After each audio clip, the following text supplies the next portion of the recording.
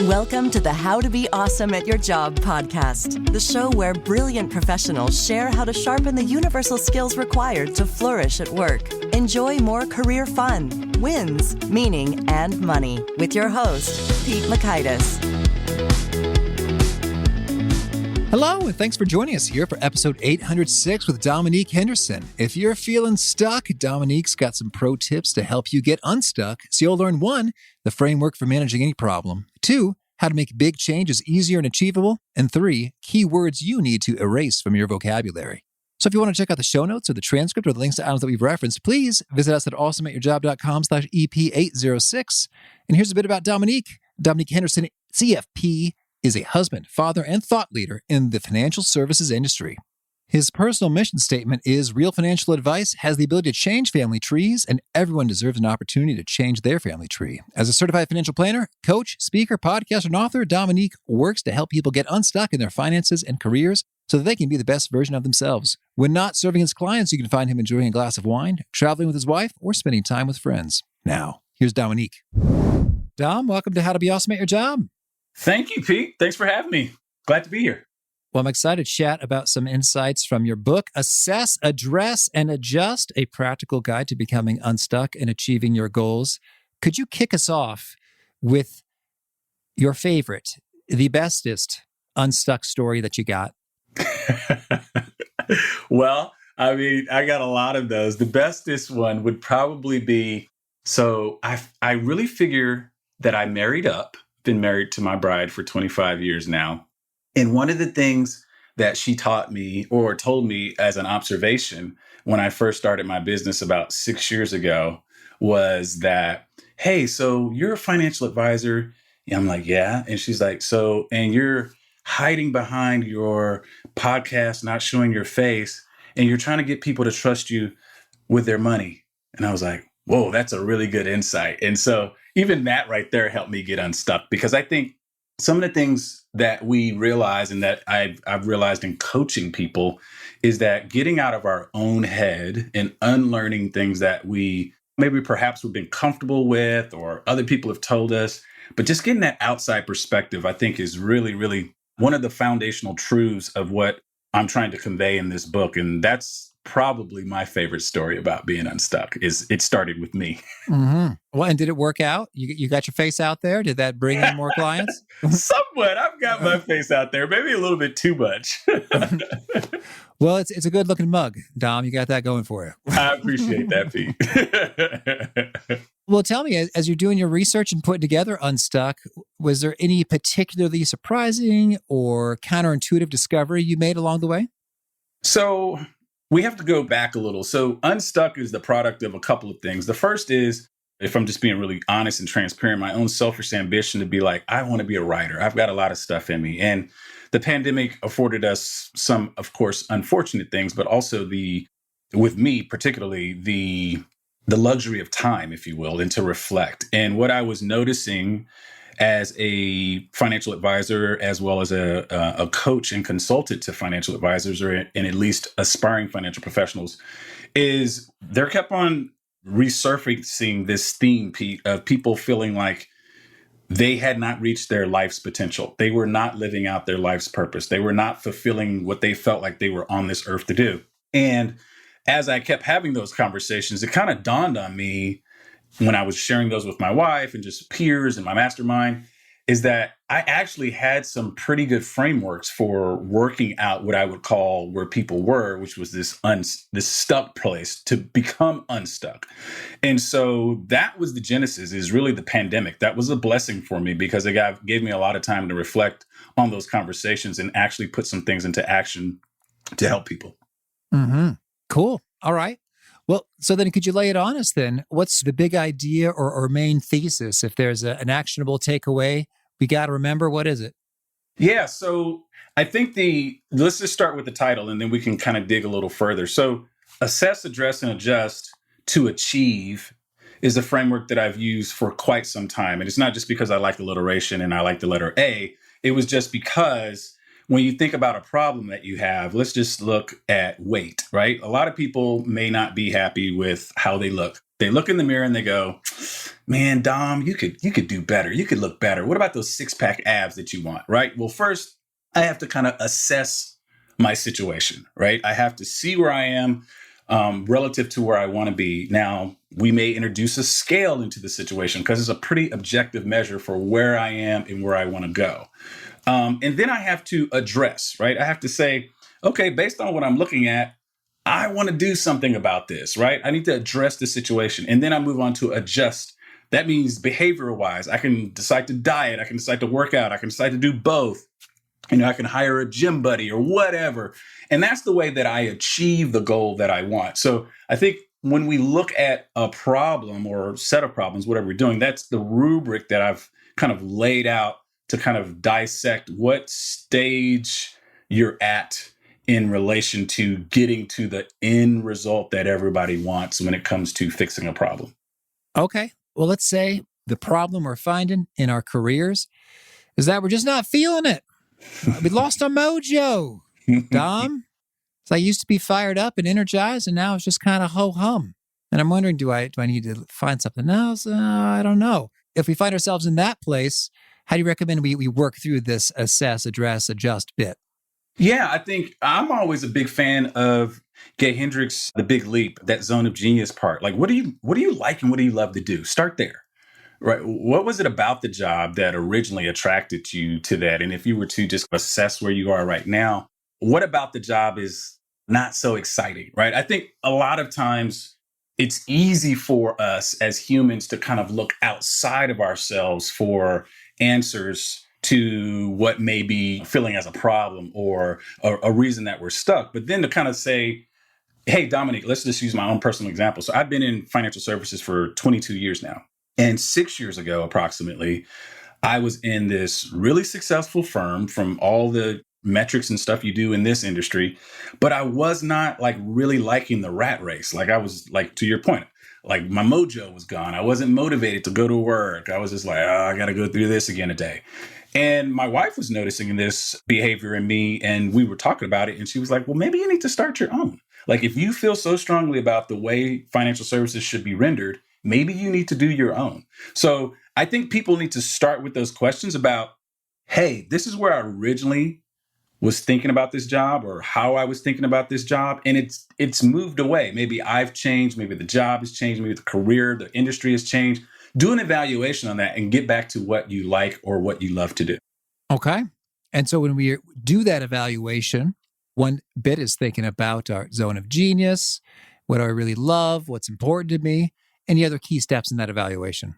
Oh, yeah, plenty. So I think the first part of this, and we talk about this in the book, these 3 pillars that I think all success is kind of placed on. If you kind of think about this as a 3-legged stool, you have your perspective, you have your program, and you have your process. So your perspective is just your outlook, your North Star, your philosophy in life. Like, how do you view things? Are you a glass half full guy or are you a glass half empty? What is it that gives you how you view the world? I think that first has to be a very, very healthy spot because sometimes, and I talk about this also, we can sabotage ourselves because we are too pessimistic. We may be a little bit too cynical about the situation, or we're just, we're the victim all the time, right? So your perspective needs to be healthy. And I think when we're talking about a career situation, especially with how the pandemic has changed things, right? We went from being around people possibly and interacting and having all this feedback, if you will,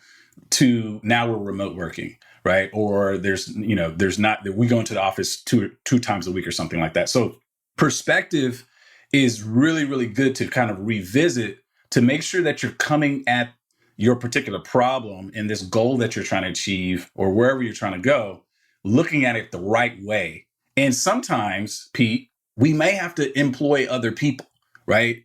We may have to ask a wife or a spouse or somebody close to us that doesn't have as much bias that we may have looking at our own situation. So I think that's the beauty about perspective. Mm-hmm. Okay, cool. And then you actually have a full-blown 30-day blueprint for approaching this stuff. Any key actions then that pop up along the 30 days that are really transformational for folks? Yeah, I think so like as we go back to the three pillars, let's revisit that.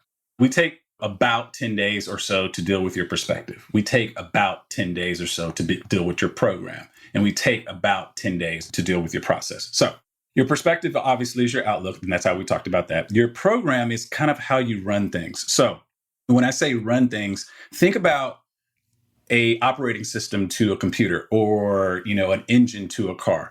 Like you've got to have a way that you take your human capital, your purpose, your will, your volition, all that kind of stuff, and translate it into the world as some type of productive thing. If you're not doing that, it's going to be really, really, really hard to achieve goals because, the only way that the world really works is an exchange of value, right? So that's your program. And then your process is you really need to have an organized system on how you're going to spend your time.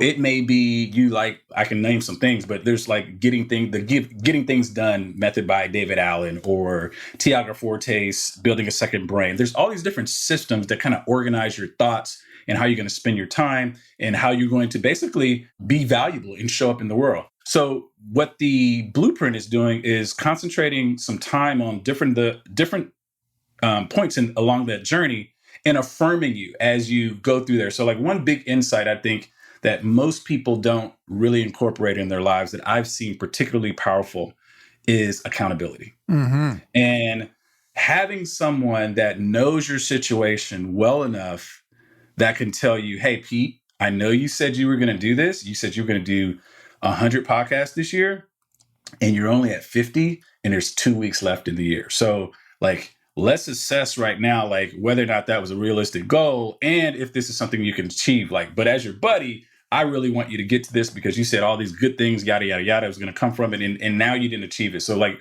how are we going to fix that? So it's really, really crucial, I believe, to have that in your life. And sometimes it doesn't feel good. Like rarely does it feel good if it's done the right way, because they're noticing things about you that are, could be, defined as blind spots in your life. So I think that's one thing that I like in the 30-day blueprint, that if people do it, I think it will work for them. But often, like I said, it can be difficult because it's not the most comfortable thing.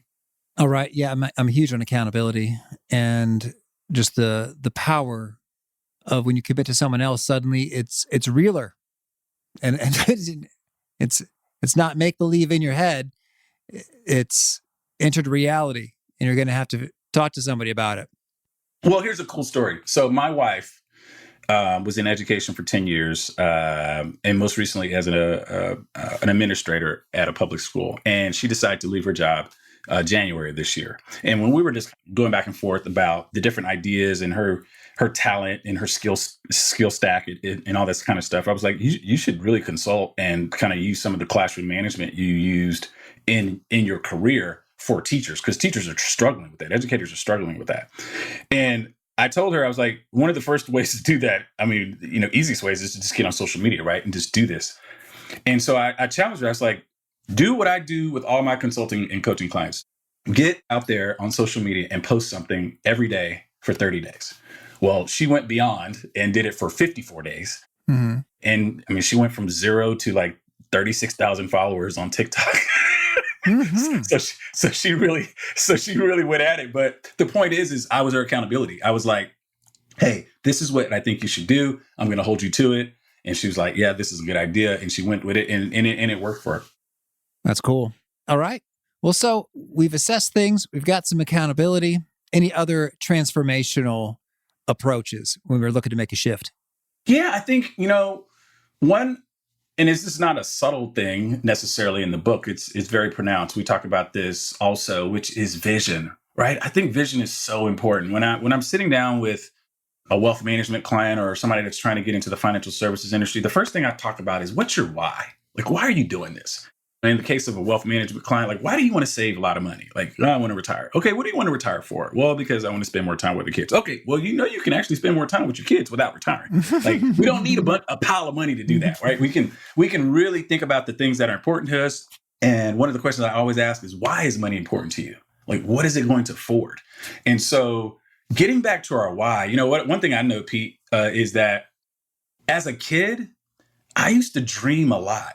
Like I used to think I could be anything. I didn't really have these self-limiting beliefs. I didn't have boundaries on where I can go in my mind. But then reality, quote unquote, sets in as an adult, and I dream less, right? So I think one of the things that I really implore people to do is to dream more, like have a vision for where you want to go in life and really define your why. I think it helps so much on the journey, right? It's not going to be roses all the time, right? You can have some difficulties there, but I think the vision, having that North Star, if you will, really, really invigorates you to be the best that you can and show up the best person you can. All right. Well, Dom, tell me anything else you want to make sure to mention before we hear some of your favorite things.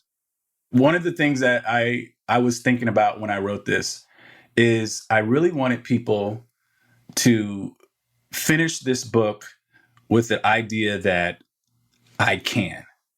I really wanted them to literally remove from their vocabulary that I cannot. Because from I cannot comes so many negative things, but really to have I can. And here's the deal. I can may take some time. More than likely it will. You may have to develop a new skill. You may have to become a different person than you currently are. But to eradicate from your vocabulary that I cannot was really one of the things that I think motivated me to finish this and to get this in people's hands. All right. Beautiful. Well, now could you share a favorite quote, something you find inspiring? So if you think you can, or if you think you can't, you're probably right. Right. That's one thing that comes to mind. I think that was attributed to Henry Ford, if I'm not mistaken. Mm-hmm. The other one is, and I think they get the attribution on this wrong, but I think it's Mark Twain, the one I know, which is, it's not what you don't know that gets you in trouble. It's what you think you know for sure that's just not so. Mm-hmm. And I think sometimes the fact of unlearning something is so much more difficult than learning something new. And challenge yourself. I do this all the time, is I challenge myself to unlearn concepts that don't benefit me anymore. All right. And a favorite study or experiment or bit of research? I like Tiago Forte's Building a Second Brain. I think this is a really interesting notion for knowledge workers in today's time, because I have always been the type of person that collects information like artifacts. But before I came across his work, I was not really great at being able to retrieve what I knew. And that was because I was trying to use my brain to do it. Just like I don't use my brain to remember phone numbers, I use my cell phone. He has a really, really interesting framework, which I mentioned in my book also, about building a repository that allows you to retrieve information really, really quickly. So that it may be Evernote for some, it may be some other type of software that you use, but the framework that he has around it is, I think, excellent and probably would serve most people well. So that would be something to kind of look into if you're one of these people that collects a lot of information and you're always like, where did I put so-and-so? Whether it's in a digital or a physical form. Mm-hmm. And a favorite book? I've been reading a lot about the infinite banking concept by R. Nelson Nash. So just recently, I finished Killing Sacred Cows by R.E.A.L, but I've always got a lot of stuff on my nightstand. Favorites would probably have to go along the Andy Andrews. He's a very favorite author of mine. I love The Noticer. I've read it a couple different times. Do I get another favorite? Oh, sure. Okay. Napoleon Hill's Think and Grow Rich. I love that one. I've read that a couple times. So usually when it gets in my Rolodex, like the second or third time, it means that it's pretty significant. All right. And a favorite tool, something you use to be awesome at your job? Oh, man, I couldn't live without Evernote. Evernote is my go-to of just brain capture, right? So if you kind of think about the thousands of ideas that run through your mind every day, how do you keep track of those? Some of them, obviously don't need to be written down, but for the majority of those that, or at least for creatives like myself, you'll have something that you need to come back to later. And Evernote is like kind of my go-to because I can get to it pretty quickly as long as I have my phone, which I do always. Mm-hmm. And a favorite habit? I don't think it's a vice. This wouldn't be qualified as a vice, but I love probably 3 to 4 times a week, and maybe more if I'm honest, a nice glass of red wine. Mm-hmm. Gotcha. Yeah. And is there a key nugget you share that really seems to connect and resonate with folks? You hear them quote it back to you frequently? Choose your version of hard.